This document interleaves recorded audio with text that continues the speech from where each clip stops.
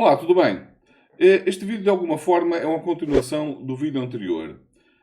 Nele eu trago um conjunto de trechos de pequenos vídeos que trazem factos que não são contestados, não podem ser contestados, são factos, não dá sequer para se discutir sobre eles. E depois eu comento sobre esses factos. E é muito importante que vocês assistam também ao meu comentário. Porquê? Porque há aspectos que com certeza vai passar desapercebido das pessoas e que é importante chamar a atenção para elas e que não estão claras nesses vídeos. E eu quero começar desde já a dar os créditos a quem tem que ser dado, no caso ao Clayton, que tem um canal também de bastante sucesso aqui na internet e foi ele que fez esse apanhado. Eu estou-me a aproveitar de um trabalho que ele fez, mas com certeza ele não vai ficar chateado pelo facto de eu estar a usar um material que foi um trabalho feito por ele, até porque estamos juntos nesse combate à desinformação, nesse combate contra a mentira e trazendo a verdade às pessoas. Porque, como vocês vão ver também nesses vídeos, essa verdade não está a passar. O que está a passar é a narrativa mentirosa da extrema-direita. E isto é que não pode ser, porque acaba por transformar as pessoas em vítimas das suas próprias convicções. E, portanto, a única forma de as tirar dessas condições é fazendo com que elas percebam o lugar em que elas estão e só assim elas poderão sair de lá para o lugar em que ela deveria ter estado sempre. Assistam o vídeo e depois mantenham-se no canal para assistir aos meus comentários. Você já ouviu falar na Operação Unha e Carne da Polícia Federal? Fique até o final do vídeo que você vai ver as conexões de Flávio Bolsonaro com o submundo do crime do Rio de Janeiro. Guarde esse nome, Alessandro Pitombeira. Ele foi secretário estadual de Esportes do Rio por indicação de Flávio Bolsonaro e acabou de ser preso na Operação Unha e Carne da Polícia Federal por venda de influência e favorecimento para a facção criminosa Comando Vermelho. Mas essa teia não para por aí. Pitombeira é amigão de Gutenberg Fonseca, unha e carne de Flávio Bolsonaro. Gutenberg também aparece em investigações envolvendo contatos com integrantes do Comando Vermelho. A mesma investigação envolve o deputado T.H. Joias. Ele foi preso acusado de lavar dinheiro para o Comando Vermelho. Todos esses nomes circulam na mesma rede política ligada a Flávio Bolsonaro. E não é a primeira vez. O filho 01 de Bolsonaro vive cercado de escândalos e maracutaias. Homenageou o miliciano Adriano da Nóbrega e empregou a família dele no gabinete. É suspeito de esquema de rachadinha dos salários de funcionários. E já apareceu em diversas reportagens ligando seu nome à milícia do Rio. Rachadinha, lavagem de dinheiro, crime organizado, milícias. Quando juntamos todas essas peças, aparece uma teia de relações que não pode ser ignorada. Ei, o Nicolas votou para poder blindar. Meu amigo, sim, porque eu sei que é o meu que tá na reta. O escândalo do Banco Master escancarou como a extrema-direita se utilizou da máquina pública para fazer a maior fraude bancária do Brasil. A prisão do banqueiro Daniel Vorcaro trouxe à tona evidências de uma fraude financeira estimada em 12 bilhões de reais. O Banco Master de Daniel Vorcaro cresceu de forma criminosa, após vista grossa do ex-presidente do Banco Central, Campos Neto, indicado por Bolsonaro.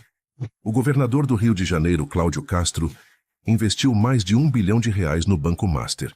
Dinheiro do Rio Previdência, dinheiro dos aposentados. O governador do DF, Ibanez Rocha, aliado da família Bolsonaro, investiu mais de R$8 bilhões no Banco Master. Tentou inclusive comprar o Banco Master através do BRB. Nicolas Ferreira usou por 10 dias o jatinho de Fabiano Zettel, cunhado e sócio de Vorcaro. Fabiano Zettel doou mais de R$5 milhões para as campanhas de Bolsonaro e Tarcísio de Freitas em 2022. Mas eles querem que você acredite que eles não têm relação com isso. Querem te enganar. Vamos ver aqui esta pesquisa? A quem associa o escândalo do Banco Master? Uma pesquisa feita pela Meio Ideia, perguntou várias coisas para os entrevistados. E uma das coisas foi, quando você pensa no escândalo do Banco Master, você associa a quem exatamente? Segundo o levantamento, 35%, olha aqui, associam ao Supremo Tribunal Federal as investigações sobre o banco de Daniel Vorcaro. 21,3% governo federal, ou seja, o governo ficando até na frente do Congresso neste caso. 21,3% governo federal. Congresso Nacional, 17,9%. E todas as anteriores, você vê isso aqui é muito sintomático, né? O sintoma da brasileira, do brasileiro. Olha, eu acho que é todo mundo que apareceu antes aí, não salva ninguém. 25,8%, mais que quem respondeu apenas Congresso e mais do que quem respondeu apenas governo federal, porém menos do que Supremo Tribunal Federal. Isso aqui é interessante porque, além de trazer a temperatura do que é esse grande escândalo, revela também o quanto a rede social pauta, Théo Cury, aquilo que é dito sobre um escândalo, a maneira como fazem os recortes, como compartilham as mensagens, isso pauta o sentimento das pessoas. A maioria dos entrevistados, divididos ali em 3 fatias, entre os que dizem que mudariam sim de voto por conta deste assunto, os que estão indiferentes e os que não deixariam de votar ou apoiar um candidato, não se influenciariam por isso, nessas 3 fatias a maioria diz que sim, o impeachment de um integrante do Supremo Federal me faria eleger um candidato nas eleições de outubro. Isso é a comprovação com dados de um bastidor que a gente trouxe lá atrás e que já estava sendo pintado pelos especialistas, pelos marqueteiros, pelo publicitário Paulo Vasconcelos, com quem eu entrevistei e trouxe para vocês, de que o Supremo foi arrastado para a corrida eleitoral, se tornou um fator de instabilidade para o governo Lula. Veja, tá tendo uma confusão aí, né? Muita gente, quando questionado, identifica o Supremo como principal foco de escândalo do Master e, digamos que crime, tá? Feiura tem no caso, não tem como dizer que não. O caso é feio. Criminoso ele ainda não é, mas há indícios de crime, por exemplo, no Congresso Nacional, que está passando batido nesse momento para a opinião pública. O Supremo é identificado como maior foco do escândalo e depois o governo federal, que ainda não apareceu um representante ali para chamar de seu diretamente envolvido no caso do Master. O fato, gente, é que este episódio, a bancarrota do Master, está arrastando o Supremo também para um lamaçal no qual os ministros estão encontrando muita dificuldade de sair ou de tirar a corte. É uma pesquisa que traz dados importantes e que vai certamente nortear o trabalho, em especial da oposição, em outubro nas eleições. A CPI do INSS teve acesso a mais um esquema de transações usado por Daniel Vorcaro, dono do Banco Master, para aumentar o patrimônio do conglomerado. Reportagem do jornal Folha de São Paulo mostrou que em apenas 24 horas, Vorcaro teve um lucro milionário. As informações foram confirmadas pela TV Globo. No dia 27 de dezembro de 2023, Vorcaro comprou cotas do fundo RANS 2 a um valor de R$2,5 milhões. No dia seguinte, 28 de dezembro, vendeu essas mesmas cotas para o fundo Itabuna a um preço muito além, R$294,5 milhões. Um ganho de quase R$292 milhões. Meses antes, em maio de 2023, Vorcaro comprou cotas desse mesmo fundo, RANS 2, no valor de R$10 milhões. Uma semana depois, vendeu as mesmas cotas por R$160 milhões ao fundo Astralo, ganho de R$150 milhões. As transações trouxeram um lucro de R$442 milhões para o dono do Master. As declarações de imposto de renda enviadas à CPMI do INSS mostram que o patrimônio de Daniel Vorcaro saltou de quase R$3 milhões em 2015 para mais de R$2,5 bilhões em 2024, um aumento de quase 1000 vezes. Você sabe como um banco que nem podia operar construiu um império bilionário nas costas de quem mais precisava? Bem-vindo ao escândalo Bolsomaster. Volte no tempo entre 2016 e 2018. O Banco Master não era nada. Estava inabilitado e sem autorização do Banco Central, um verdadeiro fantasma financeiro. Mas em 2019, a chave virou. No governo Bolsonaro, a autorização misteriosamente apareceu. E o alvo já estava na mira. Os aposentados, com um acordo feito em 2020, autorizando descontos direto na fonte. Para o esquema decolar, eles precisavam daquela mãozinha política. Paulo Guedes, Onyx Lorenzoni e João Roma, guarde esse nome, entraram em cena para ampliar a margem do consignado. O banco explodiu em crescimento. E o limite da crueldade ainda estava por vir. Em 2022, eles liberaram o consignado até para quem recebia o Auxílio Brasil. Enquanto o desespero e a dívida do povo batiam recordes, os lucros do banco iam às alturas. Tudo isso com a omissão do Banco Central. Liderado por Roberto Campos Neto, que havia sido indicado por Bolsonaro para gerenciar o órgão responsável por fiscalizar o sistema financeiro. Veja como tudo se encaixa. Ronaldo Bento, último ministro da Cidadania de Bolsonaro, atuou pela liberação do consignado do Auxílio Brasil e virou diretor do Master. E lembra do João Roma? Ele foi o cupido do casamento da também ex-ministra Flávia Pérez, com Augusto Lima, sócio de Vorcaro. Os dois, Augusto e Vorcaro, estão presos. Percebe que estava tudo dentro do Palácio do Planalto? Tem ainda o Fabiano Zettel, cunhado e braço direito de Vorcaro. Zettel foi o maior doador para as campanhas de Jair Bolsonaro e Tarcísio de Freitas em 2022, com uma doação generosa que chega à casa dos 5 milhões. Zettel também é pastor da Igreja Batista da Lagoinha, em Belo Horizonte. Essa é a igreja do pastor André Valadão, que criou o Banco Clava Forte, estreitamente ligado ao Banco Master, mas decidiu fechar a empresa após estourar o escândalo do INSS. A Igreja Lagoinha tem entre os seus frequentadores o deputado Nicolas Ferreira. E a proximidade ia muito além dos cultos. Durante a campanha de 2022, Nicolas viajou diversas vezes de carona no jatinho do próprio Daniel Vorcaro. Além de Nicolas, a igreja também é frequentada pelo senador Carlos Viana, que se recusa há vários meses a colocar em pauta na CPMI a convocação do pastor Valadão e de Tarcísio de Freitas. Mas a farra com o dinheiro dos mais pobres tinha data para acabar. Com Lula, o acordo foi suspenso e o Banco Central agiu. A farsa do Bolso Master precisa ser exposta. Muito bem. Agora que vocês assistiram ao vídeo, com certeza que têm um quadro já da realidade. Mas agora vamos aos destaques que não é chamada a atenção nesses vídeos, embora de alguma forma subliminar está lá.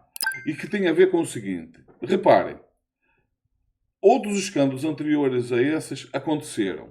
E a direita sempre coloca no colo do Lula, do PT e da esquerda, do modo geral, algo que, como vocês viram nestes vídeos, não se encontra nenhum tipo de relação.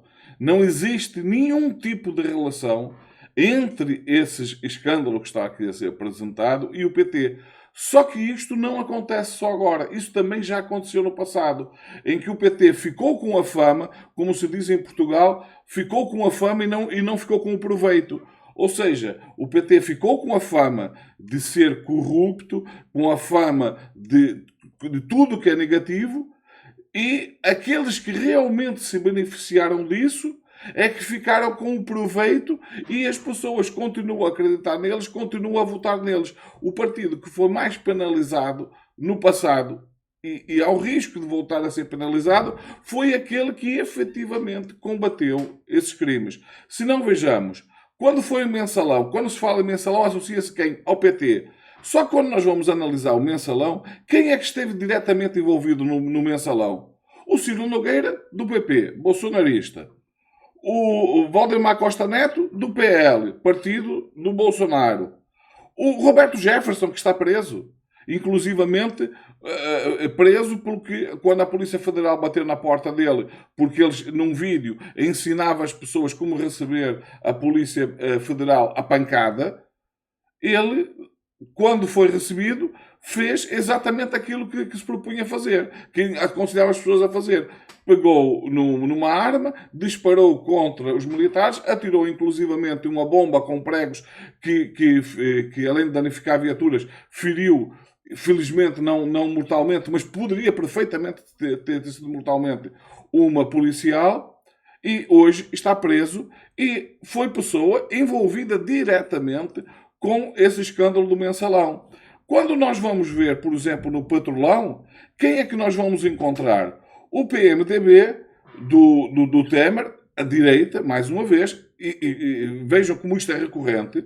O PSDB, que hoje é um partido bolsonarista, vejam que quase todos, ou todos os deputados que ainda estão eleitos pelo PSDB estão ligados ao bolsonarismo, como, por exemplo, o caso do governador do Rio Grande do Sul, mais uma vez o PP do Ciro Nogueira, ou seja, pega-se no Patrolão, associa-se ao PT. Quando se vai olhar a coisa por dentro, o que é que nós encontramos? São aquelas pessoas que atiram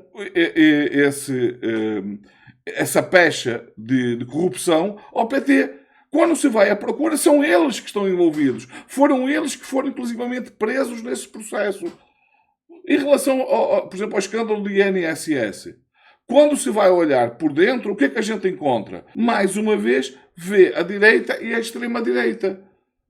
E, no entanto, o PT, que ao chegar ao governo, traz à luz essa corrupção, faz a investigação, é penalizado por ter feito aquilo que se espera que um governo faça. Quando detecta um caso de corrupção, um caso de crime, dar, no caso, à Polícia Federal, todos os meios para investigar a fundo o caso com total liberdade. Ao contrário do que fez o Bolsonaro quando disse que não iria trocar o delegado da Polícia Federal, se não pudesse, ia trocar o chefe dele, se não pudesse trocar o chefe dele, ia trocar o ministro, para que as investigações parassem e não atingisse a ele, a família e os amigos.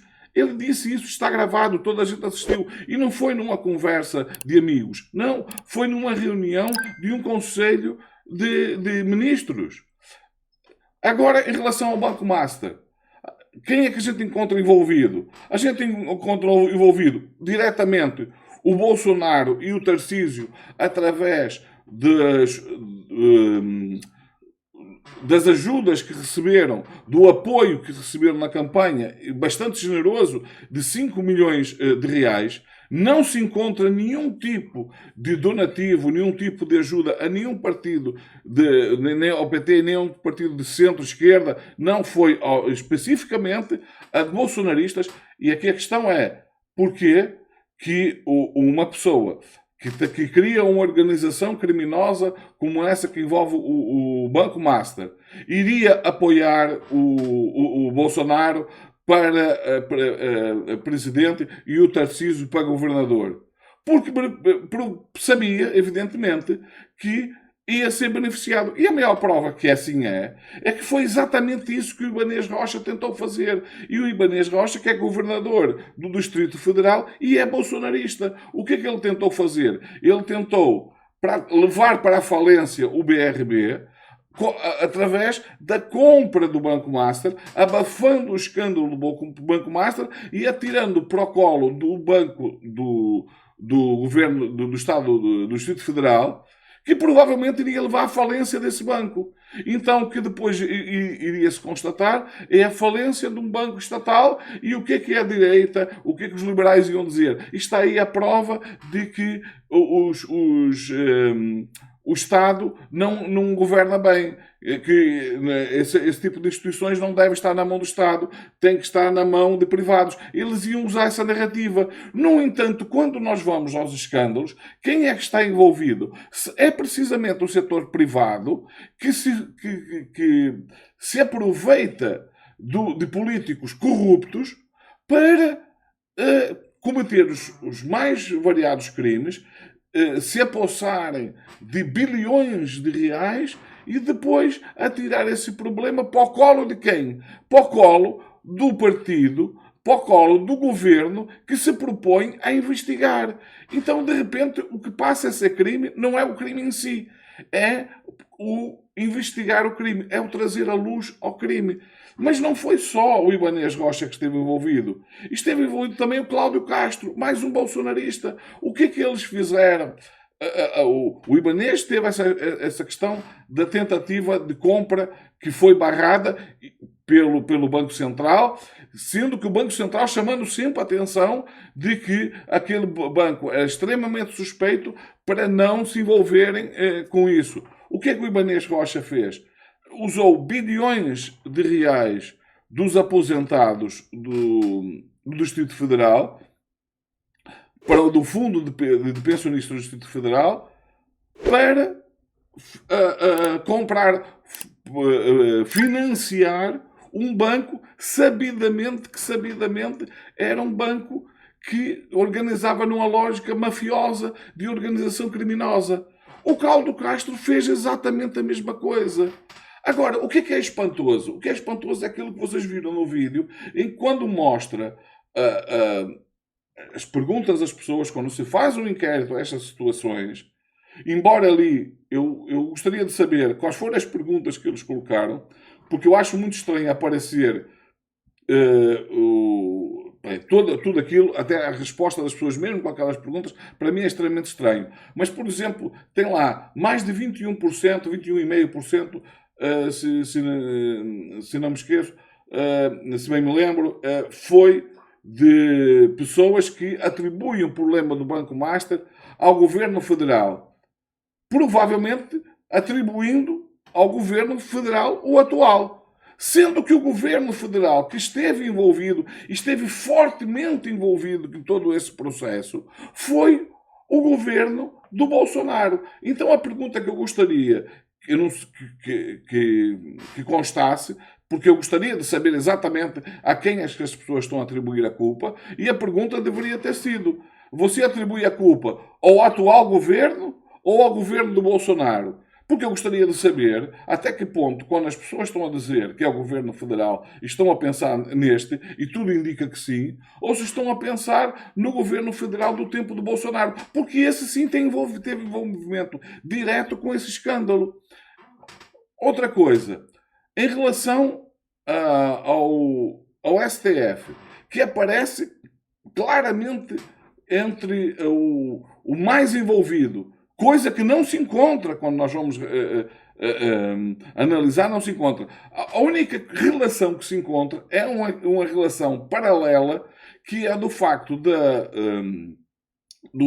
Dias Toffoli, que pronto, é preciso investigar, é importante que se investigue, e de uma via indireta em relação ao Alexandre de Moraes, que eu também acho que deve ser investigado por uma questão muito simples, porque o facto da mulher dele ter como cliente o Banco Master, quanto a mim, não há nada de errado nisso. É esse o papel do advogado. A questão é que o valor que está em causa é um valor que levanta-se suspeita. É preciso investigar. Agora, esse facto se sobrepõe a todos os outros.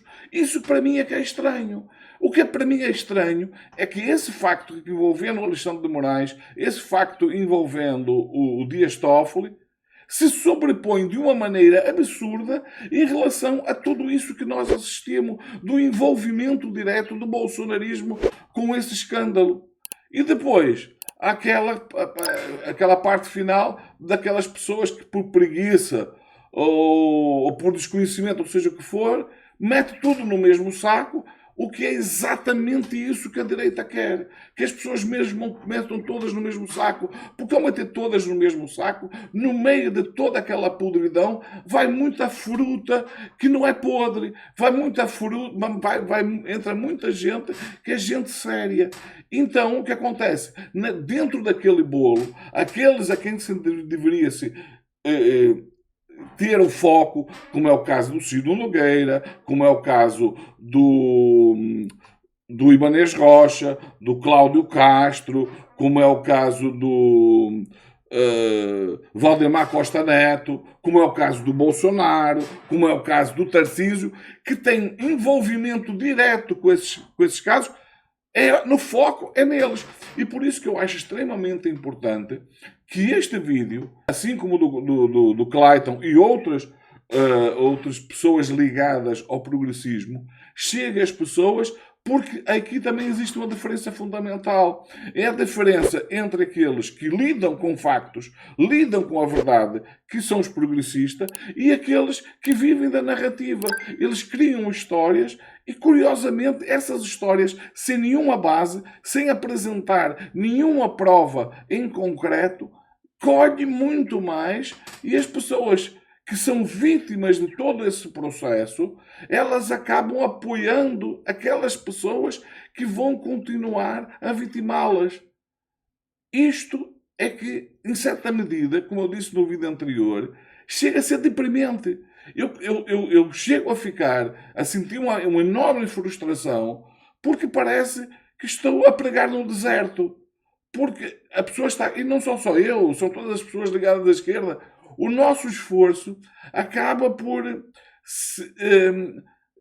É importante que a gente insista, porque senão aí as coisas vão ser bem pior. É importante que a gente lute, porque senão vai ser bem pior. Mas acaba por ser de alguma forma frustrante ver que é muito difícil convencer as pessoas apresentando os factos, apresentando a verdade, que é muito mais fácil criar narrativas falsas sem nenhum fundamento. Isto é extremamente triste. Por isso que é importante que estes vídeos circulem nas redes sociais, que as pessoas entrem nas redes bolsonaristas e comecem a mostrar lá esses vídeos, porque algumas pessoas vão acabar... É claro que eles vão tirar esses vídeos do ar, vão bloquear as pessoas, mas pelo menos que nem que seja por alguns minutos que aquilo esteja disponível e que algumas pessoas possam ver, isso pode ser importante para libertá-las dessa bolha. Porque isto é um caso claramente de uma espécie de paralisia coletiva. É como se, de repente, uma parte significativa da sociedade estivesse completamente anestesiada contra alguma vacina contra a verdade. Elas não querem saber da verdade. E a única forma de se combater isso, eu não conheço outra, é trazendo factos e fazendo aquele trabalho chamado de formiguinha, que é tentando ali com muito esforço e retirando algumas pessoas dessa bolha. Só que isso é extremamente difícil e demora muito tempo, e as eleições já vão ser este ano.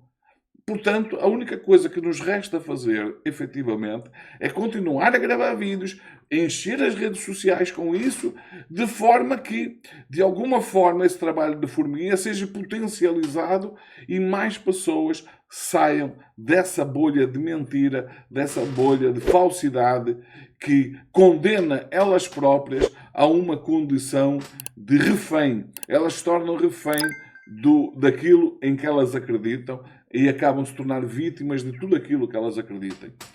Neste vídeo fico por aqui. Fiquem bem. Vemos no próximo vídeo.